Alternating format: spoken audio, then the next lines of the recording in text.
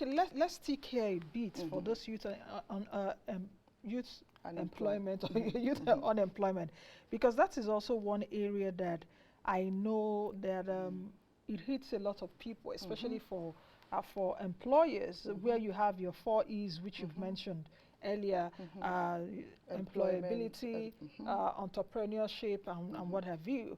Out of these indicators, which one do you think are we most challenging? I'm speaking as an employer now.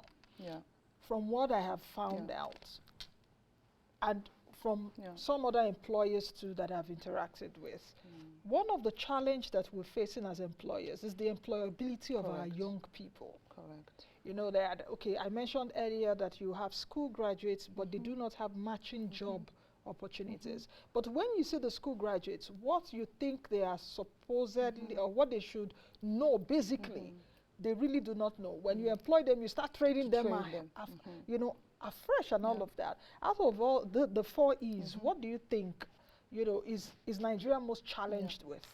I think when you look at the 4 E's, the challenge exists in all of them.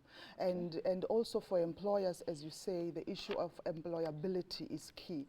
And this has to do with the demand for certain skills by the labor market and the supply of those skills by the institutions of higher learning. So that could also be that it means that our curriculum in the institutions of higher learning has not evolved in such a way that it addresses the labor market needs and demands. So there's an opportunity there to say, what are the drivers of employment? What are the key sectors that are driving employment? What kind of skills and competencies the labor market requires? And as institutions of higher learning, as education institutions, how then do we prepare these learners and pupils to be able to come out of the universities and technical colleges with some of the skills that are required? So I think that's where the issues around demand and supply, matching what is needed and what you are providing.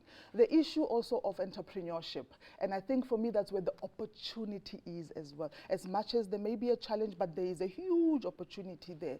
I think Nigeria has got a very, you know, vibrant youth that has skills and competencies to start up businesses and to become entrepreneurs. But of course, they need support. They need a regulatory environment that is conducive for them to be able to not only start a business, but maintain that business, because that's where you are going to drive employment, where you have small enterprises that are able to start businesses and support their businesses in such a way that they are able to contribute to employment. So there's quite a huge opportunity there. And when you look at where the opportunities are in terms of the sectors, the green economy is one of those sectors that could really give us the kind of jobs that we are looking for the current world of work and the future world of work. The other opportunities around the digital skills, you know, ICTs, you know, how do we then make sure that we are able to take advantage of some of these opportunities?